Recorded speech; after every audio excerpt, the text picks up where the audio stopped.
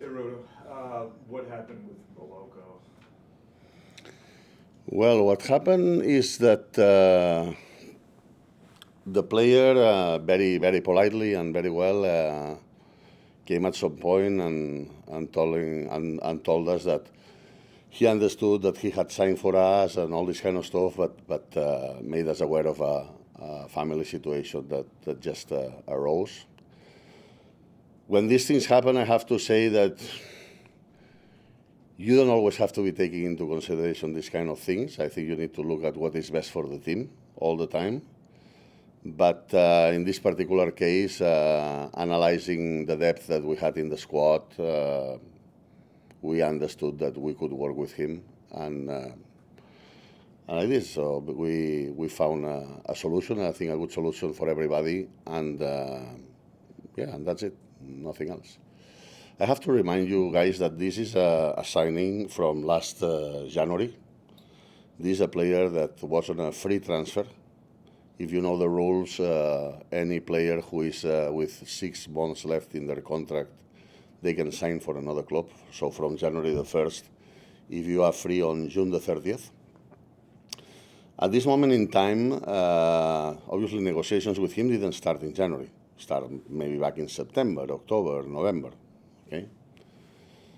At the moment that we were negotiating for him, there were plenty of teams that they were looking for him, and actually a couple of them from MLS. At that moment on time, we were looking for different options, but we didn't have options that later on appeared and that we were able to bring. So at that moment on time, it was a no-brainer. It's a player, free transfer, quality to play in MLS, is a no-brainer. And then what happened is that later on we were able to acquire some other players in those positions because obviously we needed them more for January than not for the summer. And when comes the summer, appear this personal situation of the player. We look at the depth of the team. We are fully covered. Why not? So we were able to work with the player. I think we find a perfect solution for everybody. So I don't see the strange thing on that. In the end, we were able to get 15% salon on a player that came here on a free transfer. We were able to transfer the international roster lot for 125,000 GAM. The player is happy. We are happy. We have enough depth in the team. I don't see what's the issue. Was there any frustration with the summer transfer window that you weren't able to do more? No, this is one thing I have to tell you. I have the perception that if you don't make like 3-4 moves every transfer window, it's like you're doing nothing. And in my eyes, it's completely opposite. So, I mean, there is always going to be moves, but you have to understand that from the moment that I bring, the players that I bring, we are providing them with like 3-year contract, 4-year contract. It's going to be at some point that there is no space unless somebody comes and buys one of those players. So it's not that you don't want, sometimes there is no the space. And in the Beloco situation, for example, well, it works, again, I think it worked well in the end for everybody. I think he's a player very clear with a clear profile for MLS. Later on, we were able to find some other players from January. It comes the summer, we are happy with him. It's not that we were not happy with him. It appears this little issue, and we are able to work together, and it works out for absolutely everybody. So, and in addition, frees up a space towards next year, for example. No? That in this particular moment, we felt that potentially we had enough midfielders. But when the player was signed, there were many, but all of them in the air. So why not to secure one that is on a free? Alex, Rodo, a inicio de temporada comentó que las expectativas del club es llegar a los playoffs. En este momento Austin se encuentra en el séptimo puesto con partidos por jugar en comparación a los equipos que están cerca de él. ¿Cómo evalúa usted esta primera parte de la temporada hasta el momento? Primero de todo, que las expectativas del club siempre es quedar lo más alto posible. O sea, las expectativas siempre tienen que ser ganar y ganar el campeonato. Eso en cualquier club del mundo. Y luego a partir de aquí, pues viene a lo que puedes llegar. De acuerdo con la realidad de lo que tienes, comparado a los demás. y de acuerdo con la temporada que estás haciendo. En cuanto a la temporada, creo que es una temporada de momento que está siendo bastante consistente en general, a nivel de resultados, algunos momentos mejores, peores, pero creo que hemos estado más o menos situados en la misma zona durante toda la temporada. Queda mucho por jugar todavía, partidos muy difíciles y muy importantes para todos los equipos, porque a mí me hace gracia muchas veces cuando se dice que no, que juegas contra este que son débiles, o esto que son fáciles. Aquí no hay ningún equipo fácil ni ningún equipo débil. Estamos hablando de que, por ejemplo, ganamos en el campo de LA Galaxy por primera vez en la historia de este club, y me pareció ver que era como, contra el Galaxy, porque no sé cuántos. El Galaxy acaba de quedar terceros en la Leagues Cup, por delante de todos los equipos de la Liga Mexicana y la mayoría de equipos de la Liga Americana. Ese es el Galaxy, que hace 4 días ganamos allí y parecía como que eso no es nada, ¿me entiendes? Esta es una liga muy competitiva, muy difícil para todos los equipos, y de nuevo, Austin FC, igual que todos los clubes, creo yo, la intención es quedar lo más alto, ganar el campeonato. Ahora, lo que no se puede estar es viviendo en Wonderland todo el rato, ¿me entiendes? Entonces, a partir de aquí viene, de nuevo, lo que te digo, la realidad de lo que tienes, la comparativa con lo que tienen los demás, pues todos los demás también hacen cosas y firman jugadores y mejoran a todos los niveles y todo el mundo quiere ganar. Entonces, hay una gran dificultad, como en todos los países del mundo. A partir de aquí, pues sí, como aquí hay el tema de los playoffs, que no existe en la mayoría de ligas, pues al final el objetivo para todos es al menos meterse en esos playoffs, pero quedando en la posición más alta posible. Pero la ambición y el espíritu tiene que ser el de ganar, ¿no? El de intention to climb the highest mountain, and then let's see where you get, ¿no? A inicio de temporada también se hizo una inversión considerable en la delantera de jugadores comprobados goleadores como... ¿Cuánto fue la inversión? De Brandon Vázquez fueron 10 millones y Sí. Milton Unido 12 millones. Sí. Entonces, jugadores... No digo también porque me hincho a escuchar lo de los 30 millones y yo creo que todo el mundo hemos ido al colegio. Sí. Entonces son 30 millones menos 10 de Druisi son 20. Creo, me parece, ¿no? Yo creo que las matemáticas son fáciles en ese caso. Pero preguntando por estos jugadores ofensivos, goleadores, a pesar de la inversión, Austin se han mantenido unos números bajos en cuanto a goles anotados. ¿Cree usted que esto es por tema de química o falta alguna pieza para poder sacar el 100% de estos jugadores ofensivos? Puede ser por varios aspectos. Siempre al principio tú tienes que entender que hace falta un tiempo para acoplarse con unos a otros. Cuando hay cambio de entrenador, todavía más. Esto en cualquier sitio. Tienen que adaptarse los jugadores entre ellos, los jugadores al entrenador, el entrenador a los jugadores. Todo esto conlleva un tiempo de jugar, de entrenar juntos, cuanto más tiempo mejor. Entonces, esto es un factor. Y el otro factor, pues bueno, al final tú planeas bien claramente y tienes una intención de temporada con una serie de jugadores que entiendes que van a poder ser capaces de hacer una serie de cosas, y luego al final de temporada tienes que analizar si esto ha sucedido o no y buscar soluciones a ello, como en todos los lados. ¿Me explico? Es decir, aquí no hay nadie que tenga la varita mágica de hacer todo perfecto. Se hace todo con las mejores intenciones posibles y a partir de aquí a veces funciona, a veces no funciona, y eso es lo que hay que analizar y lo que hay que intentar de corregir a final de temporada. Pero nada más distinto que en cualquier otro sitio. En cuanto a números, tú mismo estás viendo de la dificultad de esta liga. Yo supongo que tú ves bastantes partidos de esta liga, ¿no? Aquí ha venido un super jugador como Olivier Giroud y ni la ha rascado, chavales. ¿Me entiendes? Entonces, con todos los respetos, porque ha sido uno de los mejores goleadores y delanteros del mundo. Y viene aquí y no marca. Y como él, muchísimos más.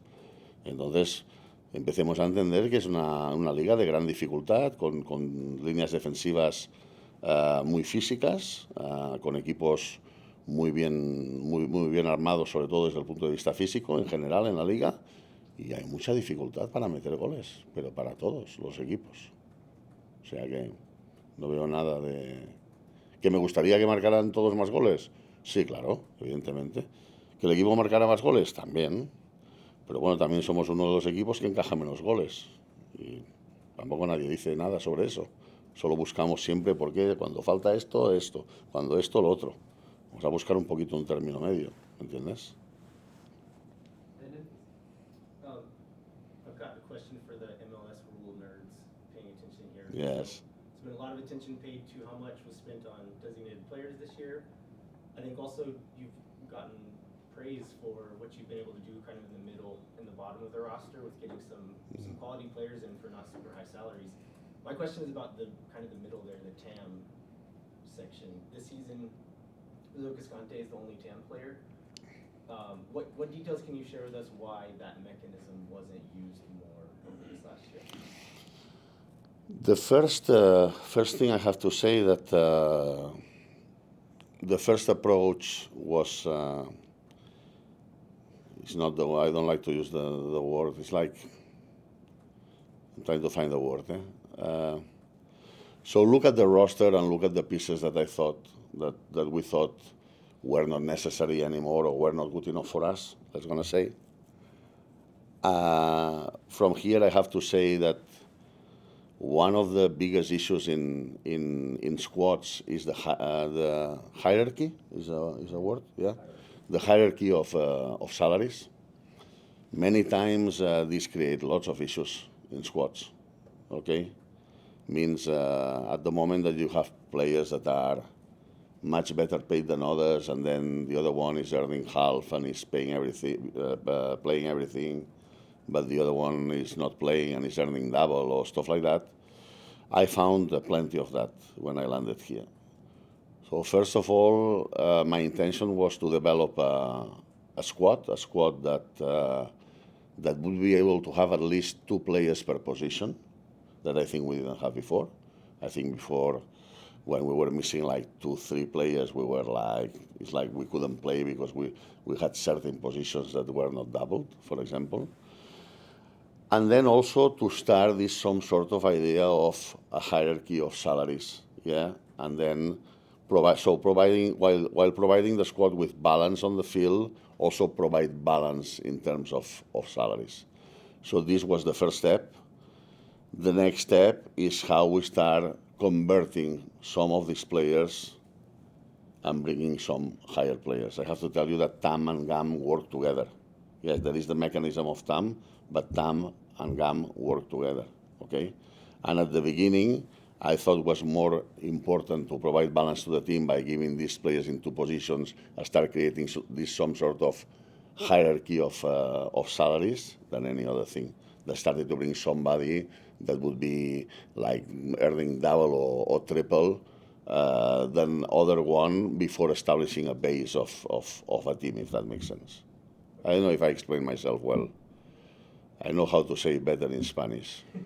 So is the idea, so tell me if I'm understanding right, that the idea is to set a base of the lower salary players? Yes, and from here, it has to be clear that the one that comes into this bucket is better than this, okay? But at the very beginning, when there are so many changes in and out and all this kind of stuff, it's very easy to make a mistake in this kind of stuff. And I was not very keen on doing it. Having said that, yes, we only have one TAM player, who actually is Julio Cascante. But it's not that we have the capacity to bring like 10 million TAM players straight away. We will be able to bring 1 or 2, understand, from the next transfer window, and then maybe one more, and little by little. Some other teams, I don't know, I don't want to mention, there are teams with 12 TAM players, 8 TAM players, 7 TAM players, there are many, 6 TAM players, there are many. That's another thing that I'm glad that you asked me. Because here, guys, we brought 8-9 players on a free transfer, and we have no GAM. So imagine if I don't bring 8-9 players on a free transfer. Second question is also an MLS nerd question. So earlier, I guess it was not that long ago, Philadelphia had an international roster slot. They sold it to you for $50K, and then you sold it to New England for $75, was it? what details can you share with us why that happened that way? I think it's a good move for us, and I don't want to make.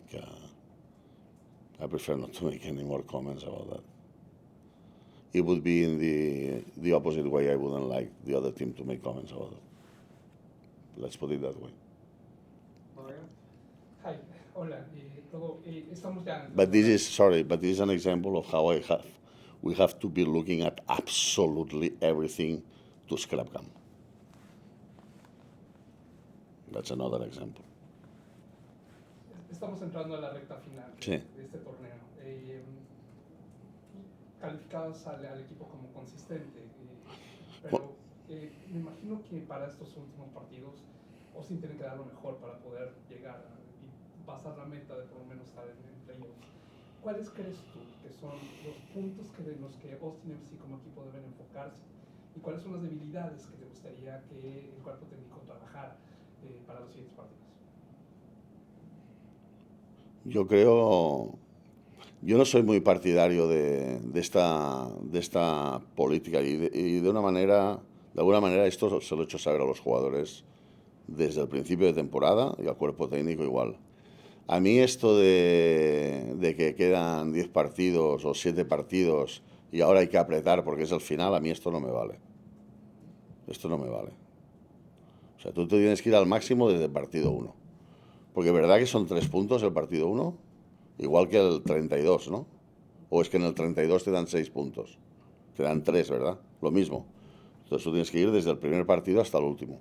Y luego a partir de aquí a ver dónde llegas. Eso de que al final de dar el máximo desde el 1. Y entonces al final a ver dónde llegas. Evidentemente que son partidos que se convierten en que todo el mundo, normalmente cuando quedan 10 partidos, empieza a hacer números. Empieza a mirar contra quién me queda, contra quién le queda a mis adversarios, y todo el mundo hipotéticamente empieza a decir, pues creo que aquí puedo ganar, creo que aquí puedo empatar, pero todo esto al final son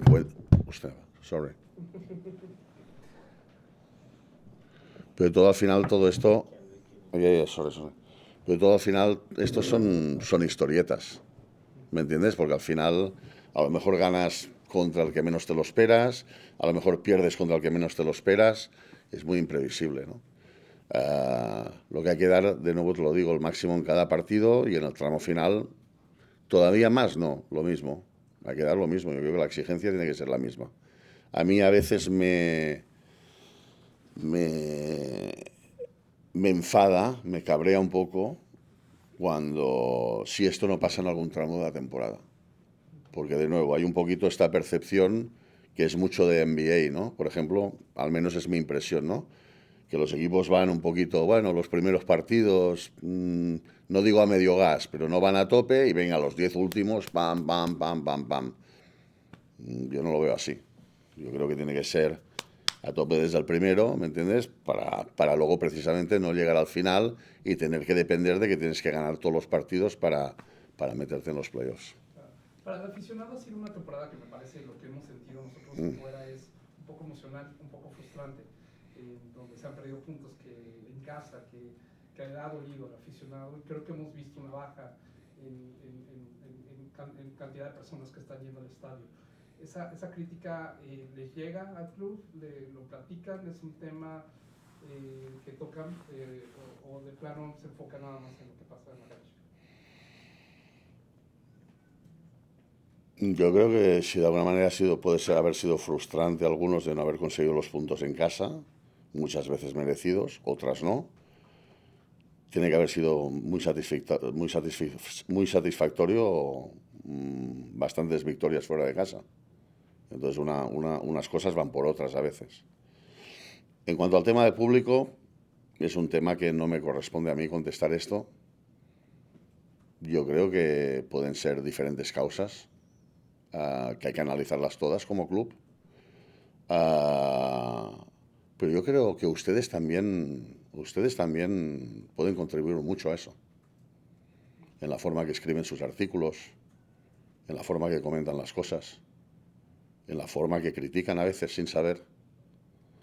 Yo creo que ustedes tienen mucho que hacer en cuanto a generar también positivismo y yo creo bueno, que al final somos una familia y esto es que va por todos, ¿no? No es solo el equipo o la parte financiera o esto, o los sponsors o esto. Al final creo que es un compendio de todo el mundo, ¿no? Que nos tenemos que mirar y nos tenemos que a ver cómo lo podemos hacer todos mejor, ¿no? Pero ya le digo, el análisis de esto para mí es difícil. La parte más de business del club es la que entiende mucho más de todo esto. Laura. Dado el progreso que ha mostrado Owen y como usted mismo lo ha mencionado en el pasado, el talento que él tiene, ¿qué opina de su futuro? ¿Lo considera como una futura estrella de Austin FC y de la Liga MLS? Lo primero es que yo creo que es un ejemplo que todos tenemos que aprender. Porque recuerdo perfectamente que casi todo el mundo lo criticaba. Estamos hablando de hace 4 días, no 4 años, hace 4 días. Y estos señores no puede ser. No se puede pasar de que es el peor del mundo a que es el mejor del mundo. Los jugadores tienen un nivel y tienen mejores temporadas o peores temporadas. Los equipos tienen un nivel y tienen mejores temporadas o peores temporadas. Pero no se pasa de ser el peor del mundo al mejor del mundo, ni del mejor del mundo al peor del mundo en 4 o 5 meses. Y eso es una cosa que creo que todos tenemos que aprender un poquito. En cuanto al nivel de jugador, para mí estaba muy claro desde el principio y creo que lo expresé y lo defendí porque lo creía así. Y ahora, pues, es una evidencia. Estamos hablando de 5, 6, 7 meses más tarde, es una evidencia para todos. Entonces, a partir de aquí, lo que le digo, esto igual que equipos. Hay equipos que hay temporadas, por lo que sea, que todo va muy bien y todo va muy enlazado, otras que va más trabado, otras que va mal, y los jugadores igual.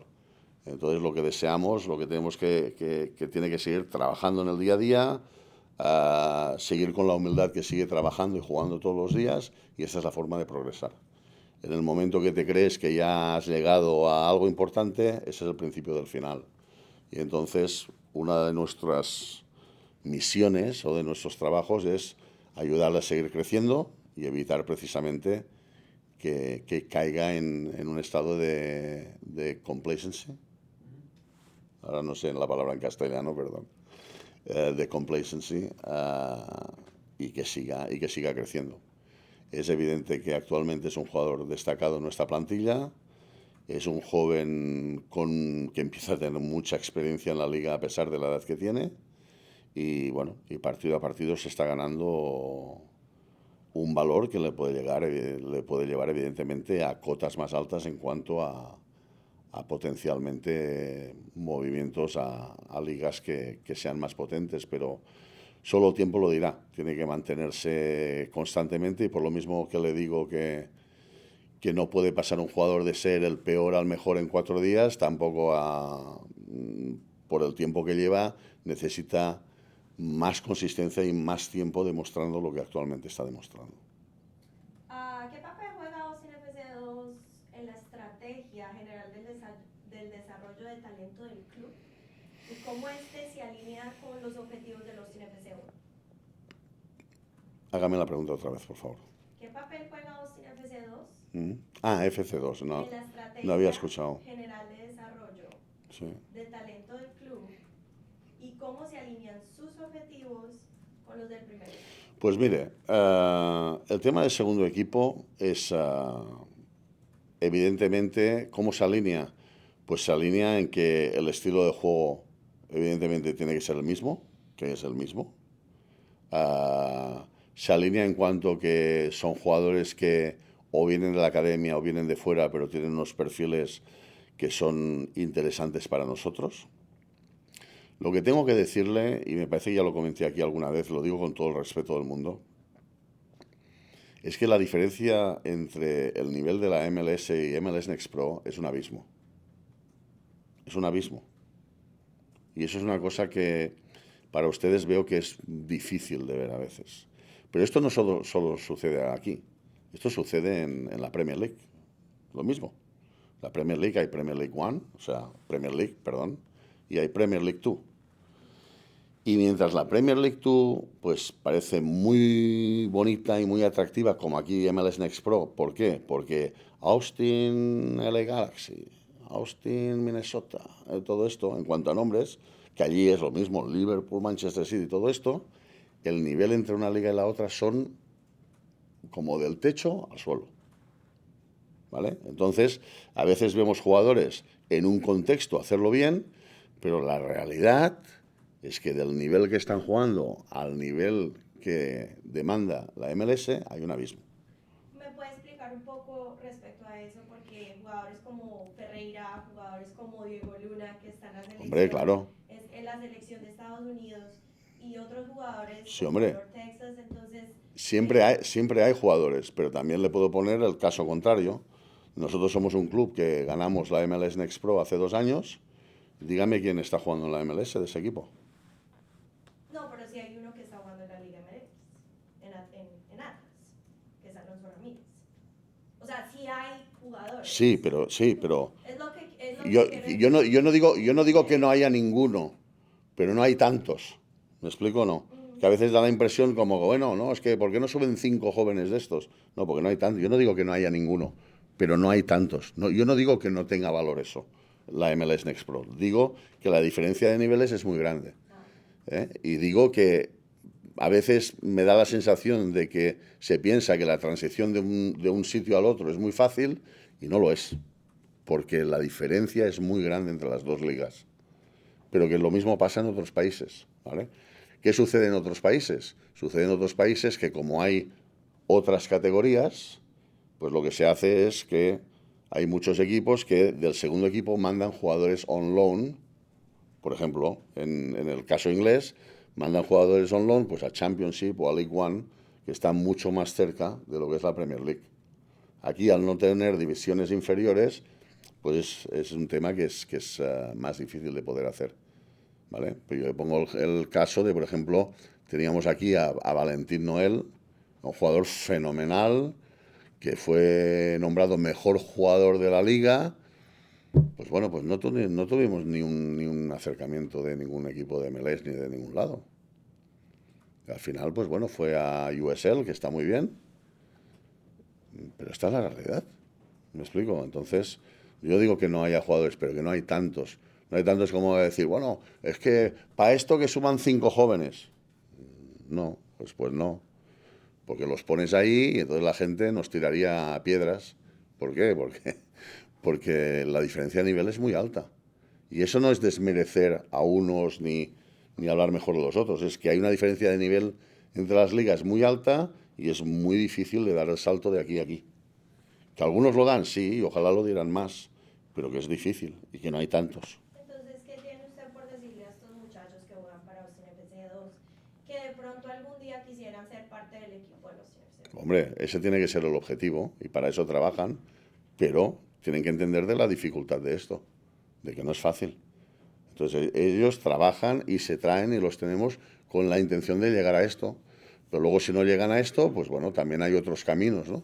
Que pueden ser otros equipos, que pueden ser otras ligas, que tengan niveles inferiores o también otras ligas dentro del país. ¿Me explico? Es decir, I wanted to ask about Coach Nico Esteves.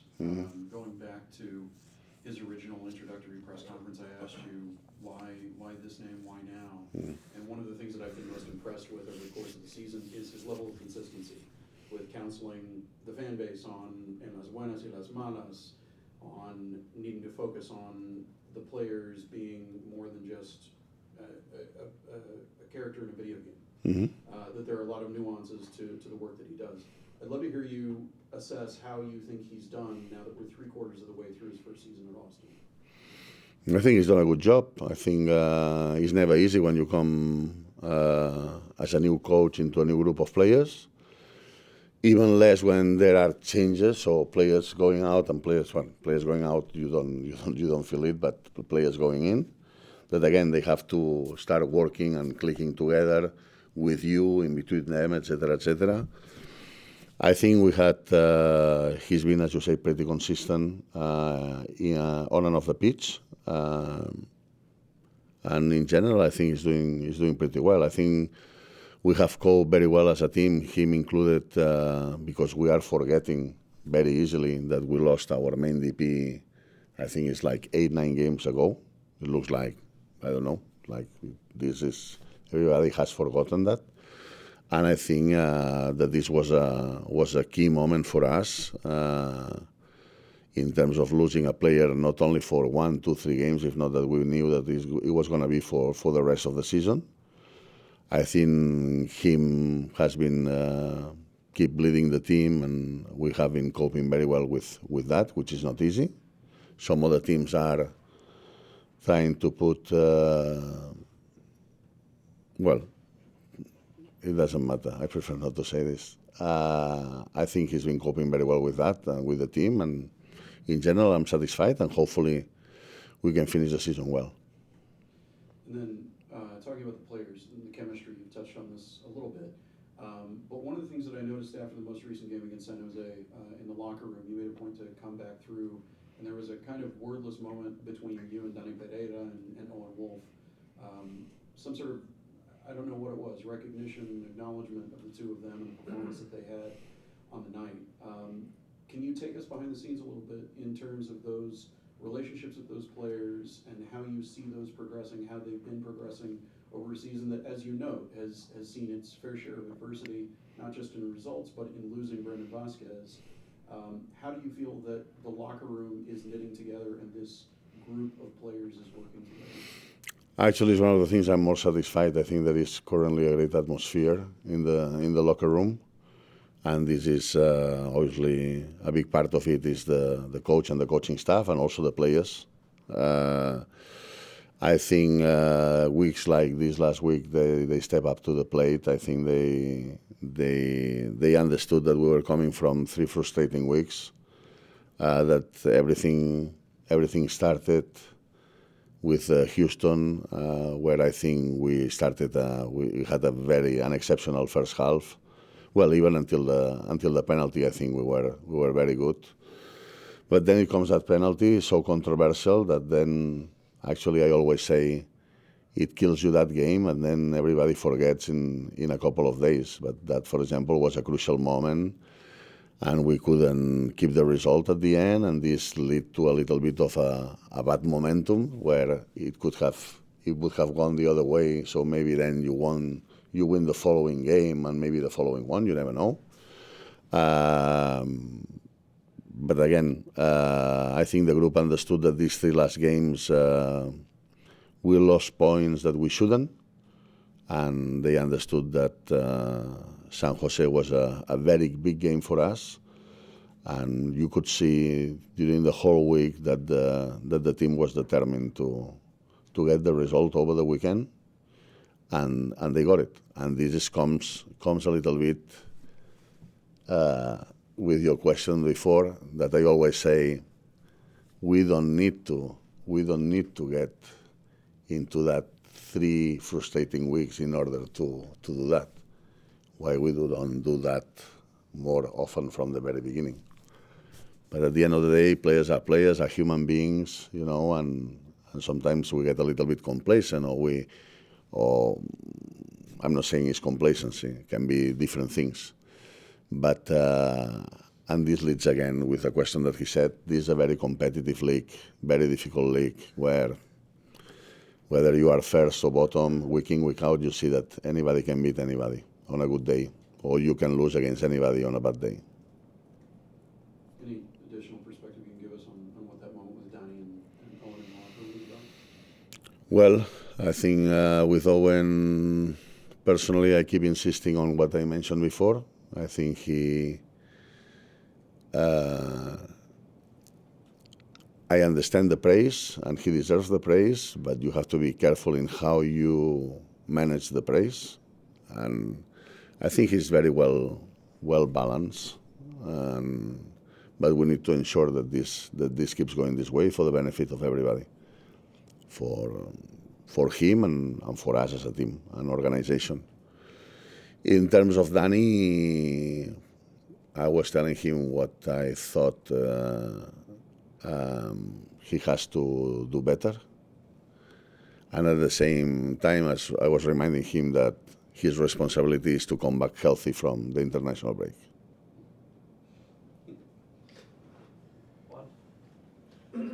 What does the club offer to players that they're bringing from abroad to help minimize the difficulties that some players can have transitioning, A, away from their support network, but also B, into this country where there could be language barriers and cultural barriers that might make it harder for players to settle in quickly and kind of hit the ground running?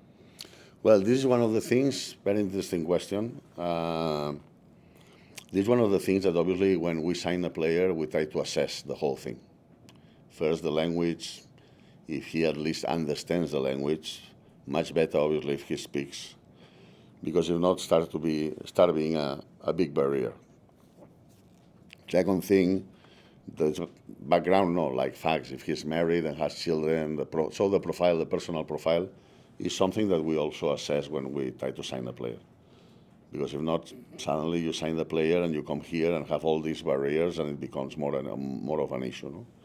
And I think this club has had this experience before with I'm not saying with multiple players, but with at least one or two players. So this is something that we assess. Another thing is that you know that wives and girlfriends, at the end of the day, dictate many things.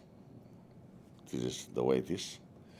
So I have to say that we have a player care department where the player, even before landing, they put them into the, you understand, they try to put them into the situation even before landing. That's what we are going to find out, the different areas where we are going to show you where to live, all this kind of, so anticipating all this kind of stuff. We also have, obviously, some sort of a document that provides a lot of information about the country, about the city, about the club, about the fans, so as much information as possible. And then once they are here, this is something that it's not that the club didn't do, they did it before, but we have incremented a lot what is activities especially for the wives and girlfriends. Because sometimes at the end of the day, the player comes here and his world is training and playing, and I'm not saying it's easy to be happy, but while they are training and they are playing and they are traveling to play, they are busy.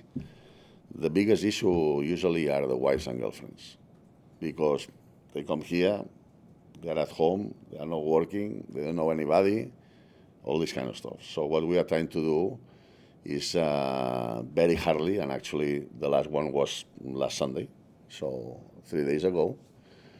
So activities that bring them together. So they get to know each other, also facilitating if they want to know people from their same country, that maybe somebody from the club could link with them, all this kind of stuff, and we are looking at it very positive, and even when I'm trying and I'm thinking that we are doing it a lot more, and I think we need to even keep increasing it because it's very positive. But you don't want a player to come here and to tell you, Rodo, this is very fantastic, the training ground, this, the country, the club, phenomenal like this, but my wife wants to go back home. At the moment that you have this, you're having a big issue. So we need to try to do everything, not only for the players, if not for the families of the players. And sometimes I'm talking wives and girlfriends, but also children are included. No? Although the children usually, for these players that come at those ages, they are very, very, very young, and for them the adaptation is, you understand, is quite easy. But yes, wives and girlfriends sometimes is not easy, and we do everything from our end in order to integrate everybody as soon as possible and that they are happy. What can the team do to take advantage of more of the domestic mechanisms for bringing players in that might not struggle with the adaptations since they're coming from within the league or at least within the United States, and transition to living in Austin might be a little bit easier for those players? All of this, again, is a good question. It's like sometimes, Rodo, why with considering that there is such a big Mexican community, why you don't bring more Mexican players? Example, they're crazy expensive. It's crazy expensive. the tons of money that they are getting, contracts, and they are very expensive. So, and it's not to Austin. It's like, look how many Mexicans are coming to the league. Almost none. Why? Because they earn a lot of money. They pay, I don't know how many, but I think they pay very little taxes, very big contracts, transfers are huge, and that's why not. So, and this leads to a little bit to your question. The intra-market is the ideal one. It's the best one, because there are people that are adapted already to the country, to the language, to absolutely everything. But people is not willing to let go of their best players, and even less to a rival, and if so, very expensive. So yes, we would love it, and we are trying to sometimes, but I'm saying it's not easy. Why so many players from these countries and other countries? Because we need to look at the cost efficiency of things, because this is a salary cap system. This is not pocket money. So this is not about preference about one country or another country. It's about that there are some markets that are inaccessible because the cost of the players is crazy. That's the explanation. Got time for a couple more. Laura, we can start the second round coming back to you. Nunca se me va a olvidar el día que usted llegó, porque usted llegó mi cumpleaños en el 2023, 1 de julio. De aquí a este año, ¿se siente usted contento, satisfecho, feliz, como dice la barra de Austin, con respecto a los movimientos que ha hecho, con respecto a todo lo que ha traído a este club?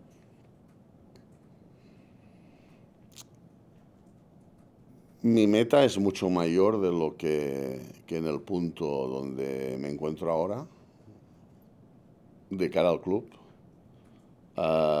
Mi ambición es de hacer de este club el más grande, pero al fin y al cabo me gustaría que todos también tuviéramos un poco presente la realidad de cuando empecé, en cuanto a todo y la dificultad de construir debido a la situación de salary cap totalmente colapsado que teníamos.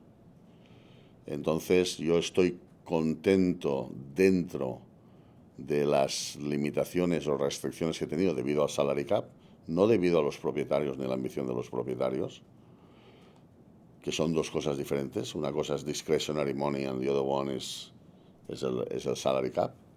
Entonces estoy contento en cuanto a eso, pero ambiciono muchísimo más. Mucho más, no, muchísimo más. Pero para eso es necesario tiempo. O sea, yo no puedo, desafortunadamente no puedo ir a H-E-B y comprar GAM. No puedo. Tengo el que tengo. Y tengo que pelear con el que tengo. Y tengo que crear un equipo con el que tengo. Y ya le digo, me gustaría que se valorara un poquito más el hecho de haber podido traer 9 jugadores libres a este club. Algunos quizás más interesantes que otros, pero me gustaría que se entendiera de la dificultad de eso y del valor de eso. Y creo que a veces no se da. Tengo esa impresión. Pero bueno, no hay ningún problema. Yo al final lo que hago, trabajo día y noche para esto. Vine aquí a lo que era un gran challenge en un gran club. Estoy muy contento de haber tomado la decisión que tomé, con todas las dificultades que esto ha conllevado y conlleva. Y tengo un nivel de satisfacción medio. Me gustaría que se valorara un poquito más, pero eso ya no depende de mí, depende de ustedes. Pero sí, lo que le digo, un poquito, que creo que a veces no se da valor a poder haber traído a un Dessler, por ejemplo, que es una cosa increíble poder haber traído un Dessler a este club por 0, por ejemplo. Y todos los demás jugadores que ahora nombrarlos sería muy largo aquí uno por uno. Pero el otro día contaba y no sé si una suma total gastamos una suma total de, me parece que eran 700.000 GAM para traer 10 jugadores. Que a mí me gustaría traer por mucho más dinero y mucho mejores, evidentemente, pero yo creo que hay que valorar la situación que se tiene. Todos soñamos en grande, yo el primero, pero luego se puede hacer lo que se puede hacer y se pelea por hacer más de lo que se puede. Y uno se pelea por intentar esto, coger GAM de comprar una cosa y vender la otra. ¿Usted se cree que yo en teoría tengo que estar buscando eso? De comprar un de esto para venderlo aquí, para no sé qué, para sacar 50.000 más, 25 más. ¿Usted no lo ve? ¿No lo ve en esto? Mi pregunta es eso, de hecho. Cuando uno acepta un trabajo, uno mira los requerimientos y lo que se debe de hacer para ese trabajo. Entonces, según lo que le estoy entendiendo a usted, es que su mayor obstáculo ha sido el tratar de mirar cómo puede hacer este tipo de movimientos para tener ciertos jugadores o No, la culpa es totalmente mía, pero ya vuelvo a decir que ni me echo atrás ni nada. Estoy contentísimo de haber tomado la decisión que tomé, pero sí que es verdad que cuando llegué yo pensaba, inocente de mí, que los salary cap de alguna manera todo el mundo los tenía saneados, digamos, o todo el mundo estaba por un igual. ¿Me explico o no? Había cosas que no sabía, tenía muy claro del nivel futbolístico y de todo esto que encaraba. Sí que conocía el tema del salary cap y muchas normas, que al final luego te das cuenta que no conoces ni el 10% de las que hay, porque hay 1.000.000, pero no de la situación de salary cap que uno tiene. Pero le vuelvo a decir, no es un tema de llorar, ni un tema de quejarme, es un tema de que esa es la realidad, a partir de ahí es de donde partimos y a partir de ahí es de donde construir. Y entonces yo creo que hay que valorar en su justa medida todo eso. Que a mí me gustaría tener aquí muchísimo mejor equipo, claro, evidentemente, evidente. Y para eso peleamos y para eso estamos peleando.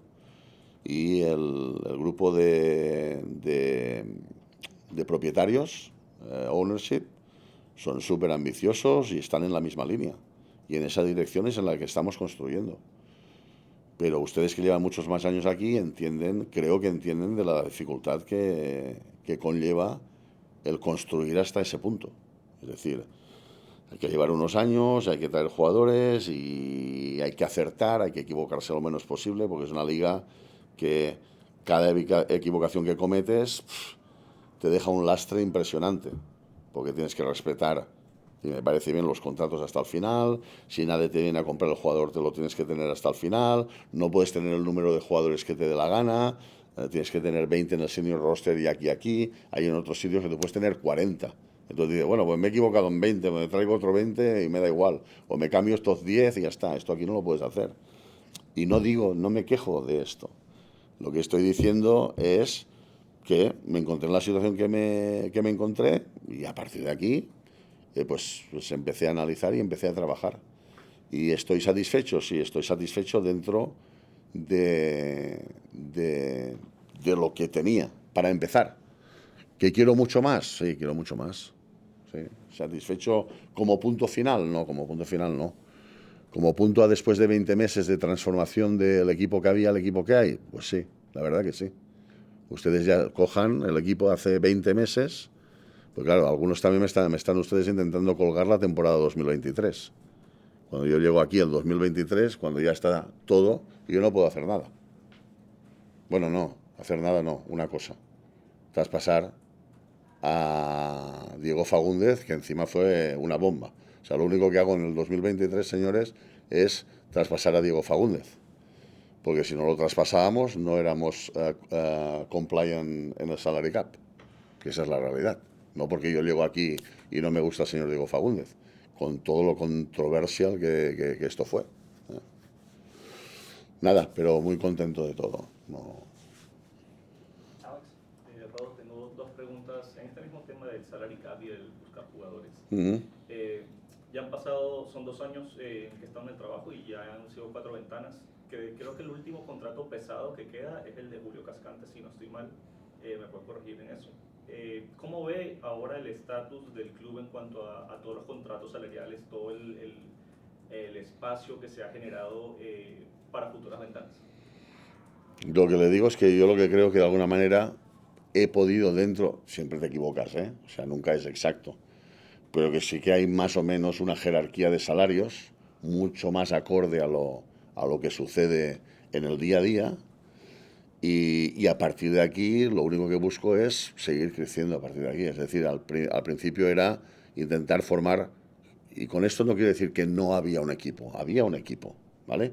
Pero en lo que a mis ojos es pues una plantilla donde haya 2 jugadores por posición, que de alguna manera, pues si falta uno, no se note muchísimo que falta este, que de alguna manera puedas mantener un balance, ¿vale? Un poquito reorganizar todo el tema salarial en cuanto a que haya un poco de jerarquía, ¿vale? Y luego a partir de aquí hay que empezar a buscar, pues poco a poco, cómo mejoramos estas piezas y cómo mejoramos las otras piezas, ni más ni menos. Luego, dentro de aquí, pues hay que tomar muchas decisiones. Cuando se toman decisiones también se cometen fallos, todo el mundo. Si no tomas ninguna decisión, yo conozco gente que está en clubs, en organizaciones, y se mantiene muchos años. Pero claro, es que no se mojan ni debajo de la ducha, no toman ninguna decisión. Entonces, claro, esto es muy fácil.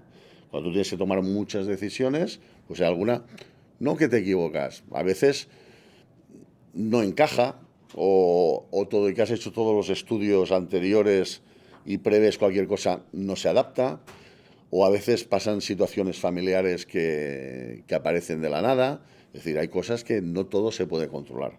Entonces, lo que sí que es importante es intentar equivocarse lo menos posible, y en lo que te equivocas o no se adapta o lo que sea, intentar buscar una solución lo antes posible.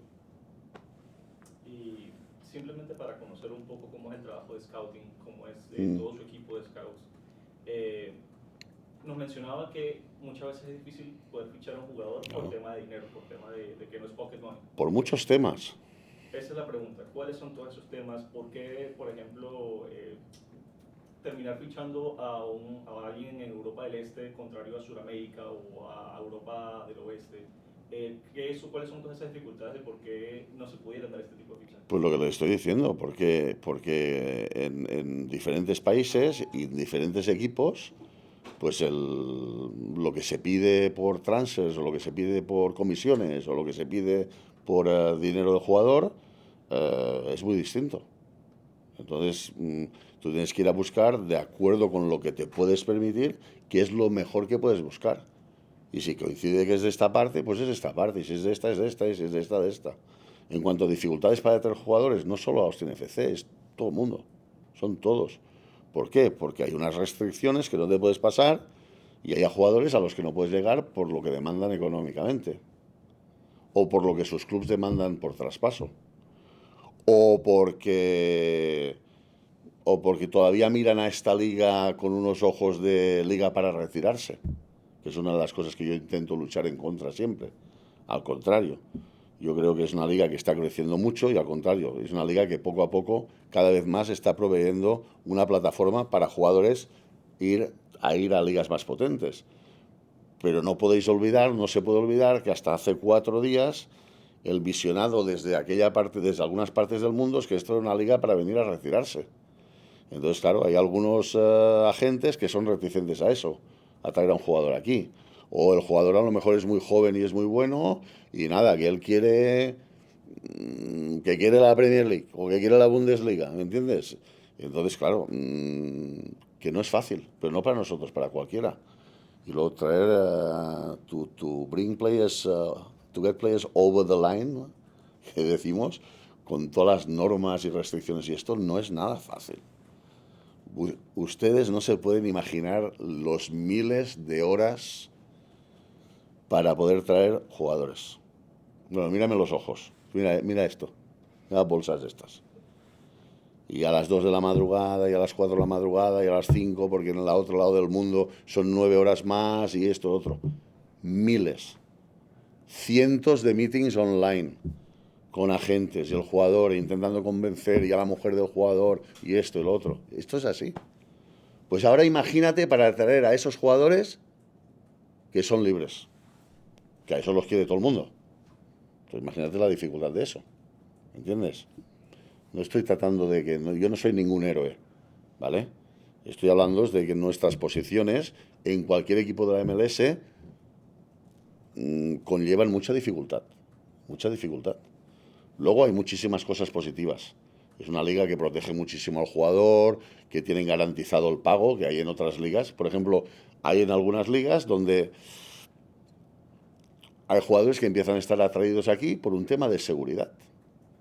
Porque hay algunas ligas en el mundo donde llega a final de mes y no les pagan. Y les deben 1 mes, y 2 meses, y 3 meses, y 4 meses. Y a lo mejor son mejores ligas, pero empiezan también a valorar la seguridad de la MLS, que saben que van a cobrar cada tantos días, que el pago es garantizado, la seguridad, el tema de una serie de cosas, ¿entiendes? Que son las que tenemos que vender para atraer jugadores, ¿eh? Pero que conlleva muchas dificultades traer jugadores, no es fácil. We're at an hour, so we'll wrap with Landon. Yeah, but for me, it's not an issue. I'm not saying 2 hours, but I wouldn't like anybody that has We'll to. be on Landon and Colby. I think you wanted one, We'll no? go Landon, Colby, then Moises. Yeah. You. You mentioned having to scrap and fight for every bit of GAM that you can find playing around. As you've been able to gain some of that over this season, does that give you more flexibility going into this winter transfer window, or is a lot of that covering compliance for this season? Okay, before these little moves that we've been able to do, you know how much GAM we had? 40,000.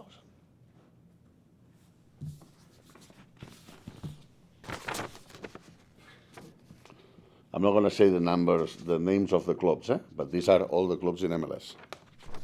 This is before this transfer window, that some of them has transferred and have even more GAM.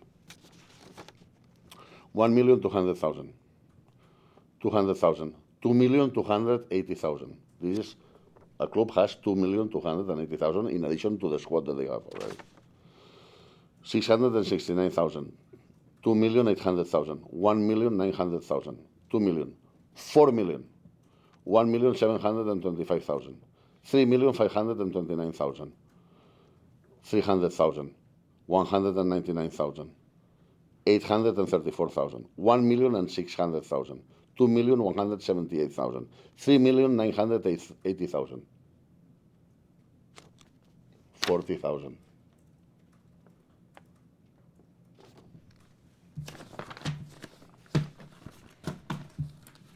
We will get there. We need time. Another one, Landon? You good? I guess to follow up on it is all of it going towards this season, or will you be able to use? I know it's not a lot, but will you be able to? Use Well, 40,000 is really not a lot. But you have more than 40,000 now. What? Now? Yeah, but what? The difference of this and the other one, what? We might have 300,000. Nothing to do with 4 million. This is what I mean. Yes, we will do things, of course. And we will have time, and we will try to... And let's see if it comes an interesting offer for one or two of our players. Maybe yes, maybe not, if we are interested or not, and then we can add some more.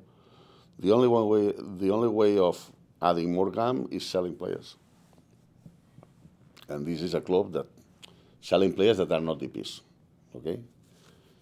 And we are in a club that we haven't been selling players, so that's why all the others no, they are similar than us as well, but there are plenty that have like crazy amounts of GAM, because the only one way is selling to adding to this pack of GAM, and then buying again and selling again. But this comes also, I would like to see the moment that then we have to sell a player that is going to be the crazy fan favorite. No, why we're selling the player? Because if we are not selling the player, we cannot keep like moving the wheel of the system, of how it works. Colby? I guess, how do you deal with that dynamic? Because obviously you're probably going to be, and may already have gotten offers for Owen and Danny. How do you deal with that dynamic with young players who are under contract for 2 or 3 years, but you may get and are playing well, but you may get offers for? Yeah, but at the end of the day, for the same reason that when you are going for players, they are asking you for certain amount of money, you also want that if somebody wants and is going to get a player, it's going to be for a fair price. What I'm not, and we are not going to let go is just a player just for almost nothing. Understand? If we agree on the value of the player, phenomenal. It's going to be hard because obviously when they come for a player that you have, they are obviously going to come for one of the best players. But at least it has to be for the right value. And again, we'll see. We'll see at the end of the season what happens. Voices? Talking about player moves, roster moves, additions, the transfer window is closed, but players who are available as free agents would still be eligible. Is there effort or interest in shoring up the roster for the remainder of the season with free agents? No, not really. Right now, at this point, I'm not talking about all the cases, but there are many players on free transfers, but usually are players that I'm not saying they are not good, but they have different things, and at this moment, we are not interested. One of the things that you So the talked squad about- is going to remain as it is until the end of this season. Unless you never know, no, but it's not the intention. One of the things that you've talked about in the past is the expectations that the fan base should have. This is a very young club. It's a young, building, growing community. A lot of people coming to top flight soccer as fans for the first time. Some of what you've talked about is assessing what you've been able to do since you got here. How do you feel those expectations are meeting what you think is reasonable to expect of the club, considering what you've been able to do with the roster, what you've been able to do with the personnel, what you've been able to do with the club culture?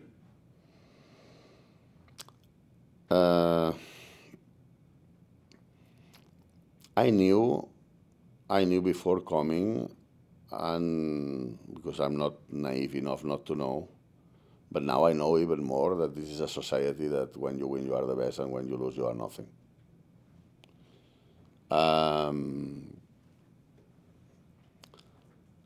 I understand of the ambition of the people and the enthusiasm of the people, and I always said from the very beginning that I came here. One of the things, because of the fan base, I thought was clearly like amazing, and I still believe it's amazing. I think we are in a great country, in a great city, in an amazing city, in a phenomenal soccer club with a great fan base, ownership very ambitious and very supportive all the time. I think we have all the ingredients. I just believe sometimes the expectations are above reality. But that's the way it is. And the only one thing I can do is to keep giving my best to improve the team every transfer window in order to be able to finish as high as possible every single year. That's the only one thing I can focus on. But I think when you analyze some other clubs, the amount of years that they have been playing and the different situations and absolutely everything, I think we are not. I think that we are not in a bad spot. That we want to be a lot higher. Yeah, all of us want to win. We all want to win. And we all want to win every single game, and scoring 10 goals every game, and conceding 0, and that everything matches perfectly. But I don't think we are in a bad spot. And again, as I mentioned to her before, within what I was able to do up until now, I'm satisfied. I could be a lot more satisfied. Yeah, I could be a lot more satisfied. This is the end of the road for me. No, it's not the end of the road for me. This is a process. The only one that I get that all of you, like, the ambition is like, no, it's tomorrow. Now. We all want to win tomorrow. We all want to win immediately. But again, very difficult, very competitive league. And I think we are in a good spot. I think we need to keep fighting hard to keep that spot and to do our best in the semi-final of the US Open Cup By the way, this is the first time this club qualifies for the quarterfinals of the US Open Cup. It's the first time that qualifies for the semifinals of the US Open Cup. Okay, and we have a big game against Minnesota that everyone knows is very tough, but we are going to give our best to bring it home. So there's nothing else I can say about that. Mirto told us recently that he considers and the players consider that every match from now on is a final, and it should be treated with the seriousness of a final. What can you tell us about the focus, the work, the trials and tribulations that these players are going through that we don't see from the outside looking in, that they've been putting in the work this season to meet the standard that you said you feel that the club's in a good place? Yes. Again, I appreciate the sentence of Mirto, but the final are from day one. Final is not the last 8 games or the last 7 games. And I get it, and he says it with the best intent. I'm not criticizing him. He's saying it in the right way. But again, this is a league that you need to take as a final every single game if you want to get to the objectives at the end of the season. It's not good enough if you say, no, okay, at the end might not be enough. At the end last year, we were at the end phenomenal, but it was too late. So, what was the other question that you mentioned about that? What can you tell us about the effort and the focus and the things that the players are going through that we don't get to see? That is Well, going into your assessment. Well, the difference, the club's in a good place. I have to tell you that the difference between winning and losing on the following week is it's devastating. Eh? So the way we live and our families live, because obviously they live the consequences of our moods, is like from night to day, after winning or after losing. That's why I also say that have to do like absolutely everything to win, because it's not only winning the 3 points, it's everything that affects the fact of winning or not winning. The players go through lots of ups and downs, disappointing situations, lessons that they need to learn from sometimes, depending on the games, and sometimes great wins like last Saturday. So there is a lot of emotions and a lot of, again, these emotions going up and down constantly. And you also, as a coach, as a coaching staff, as a sporting director, you have to manage some sort, not to get too high when you win, not to get too down when you lose, and try to bring some sort of balance to this. If not, it gets crazy, the whole thing. But yes, it's not easy. It's not easy. After losing or after not winning during like 3 weeks or 4 weeks, it's like, because every week is adding on. But people don't think that the people here lose the game and the next day everybody is laughing here. So this is like I'm not saying a cemetery, but and then you need to bring people up as soon as possible. You understand, and start focusing in the following game and preparing for the following game, and understanding that there is a new chance to get 3 points in 3 days or in 4 days or whenever, and you need to raise the people. Sometimes, again, after winning 2 or 3 games and they are extremely big wins, the opposite, try to say, hey, don't get complacent, because then we're going to lose against whoever. So all this kind of stuff is a lot. Sometimes bringing them up, sometimes bringing them down, and staying more balanced, depending on the situation. But yes, there is a lot of emotions going on and a lot of ups and downs. And just one more on that note. For you personally, a moment ago you said, I'm not finished. How do you see the project for you with Austin FC? Is this something that you are very eager to continue charging forward and continue with as it's been said, the 100-year war, the long project of building Austin into a big club? So as far as ownership decides they want me here, as far as you guys understand that I'm the right guy for the job, and with your comments and things and whatever, make this possible, yes, for me the challenge continues, and I will keep working towards making every time a better team. That's for sure. That's why I came here. The only one thing that I'm saying is that let's understand also the level from the one I started, if that makes sense, and what I had at my disposal to develop a team. Sometimes we are talking about here like we could bring absolutely everybody. No, why we? It's not that I don't want to bring Haaland. I want to bring Haaland. You know, I want to bring him. I would love to bring him, but it's difficult. You know. I know I said one more, but is there something that for you has been the most satisfying, the most rewarding that you've been able to accomplish? To me, I think the current atmosphere in the team and team staff in general, I'm not talking about coaching staff, I'm talking even with the different departments that are in the building, communications, medical department, player care department, another one from communications over there. I think there is quite a good chemistry. And this is very important. This is very important because it helps you raise up in the difficult moments, and I think right now we are in a good spot regarding this. And when I see these kind of things, it only can get better usually. Okay, it is true that sometimes it's difficult to build something and very easy to break it. But at this moment, in this current moment, we have a pretty good atmosphere in the building. After winning, obviously much better, but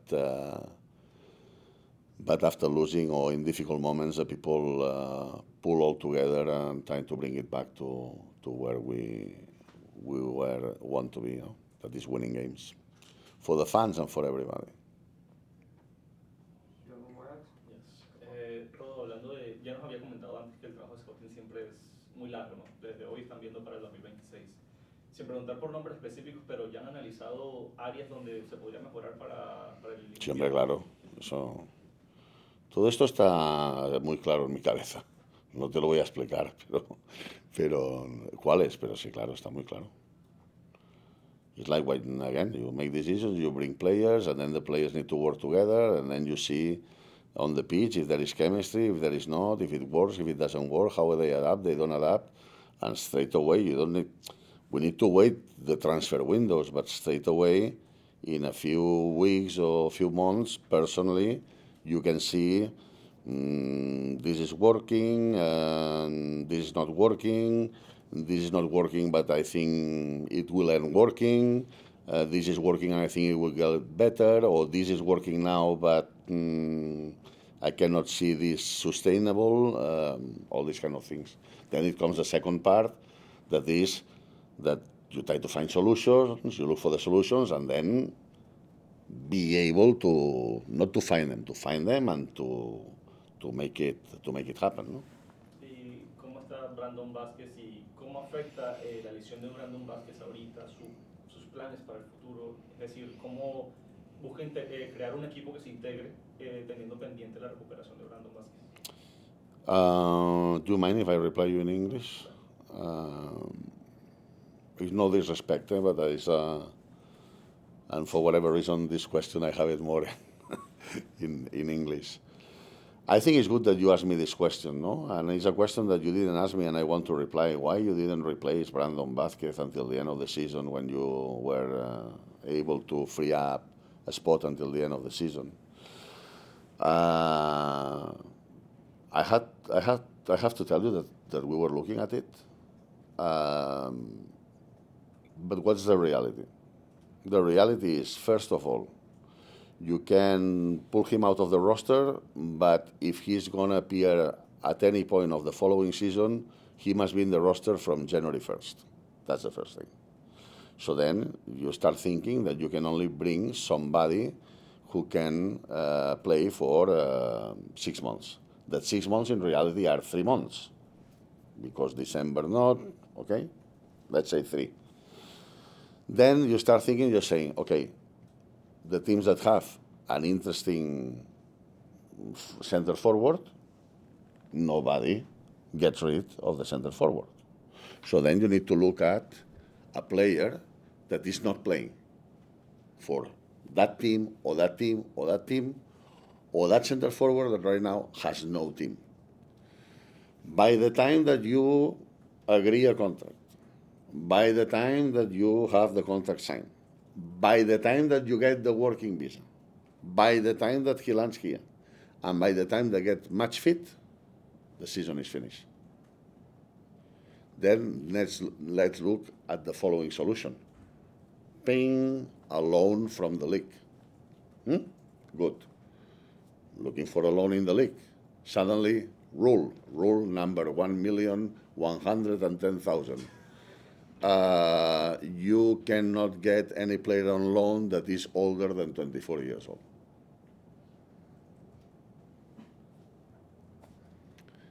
Even so, we try to find what are the possibilities, and the possibilities that were available were not of our interest, or we didn't think were going to make any difference to us. But it's not that we are like this, or we don't do anything. No, we analyze absolutely everything, yeah, and the conclusion at the end that it was better to follow how we were. Okay?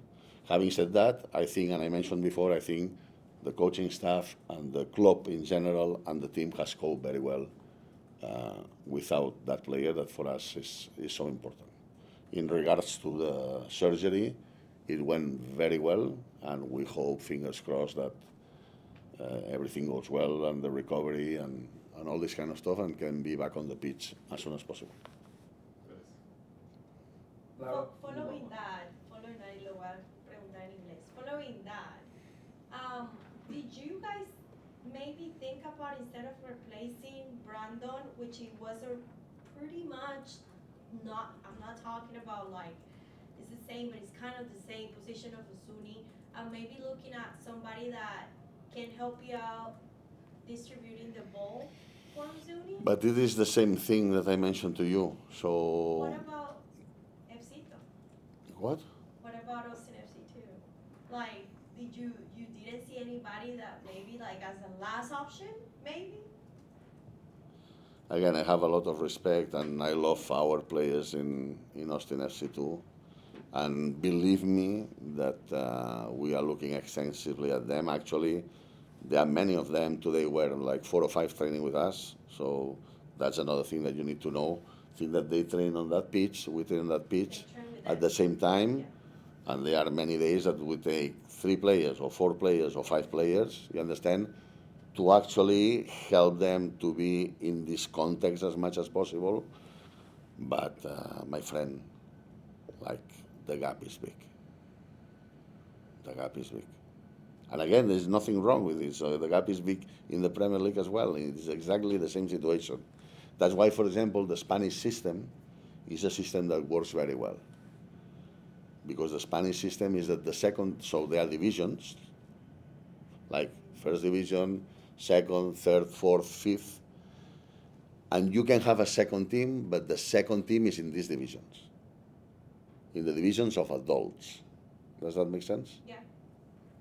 So, like, they are together as a second team, and they are young, but in this environment that is as close as here, that's why it's much more easy. So in summary, you didn't see anybody that you can like actually put that. We analyzed absolutely everything, and because of the time left,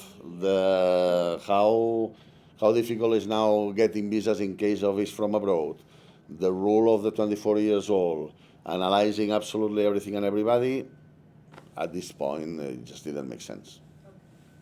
So, but it's not that we are here, we do nothing, no. We do a lot of things. But it's about analyzing and understanding, and it has to make sense for us.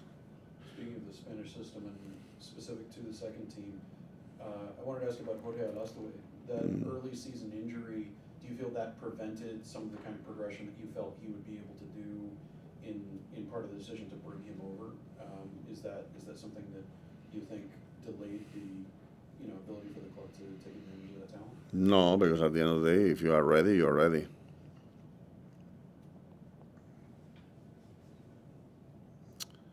Again, it's what I'm saying to you. As you're watching players who has obviously good conditions and good qualities, but the gap between competitions is much more than you think.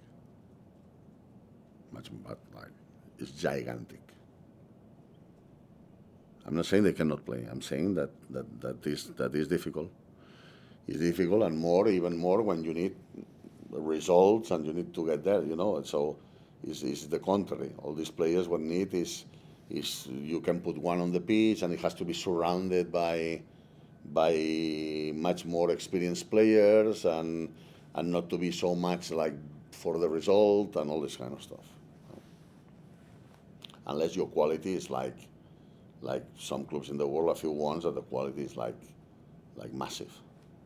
Example, Football Club Barcelona. Any further questions for Rodo? Just one more, since you're not throwing me out yet. In talking about how you've rebuilt the club and the staff and the culture and everything, do you prioritize something like having analytics-focused staff that are focused on recruitment? What's your philosophy on the scouting and recruitment department?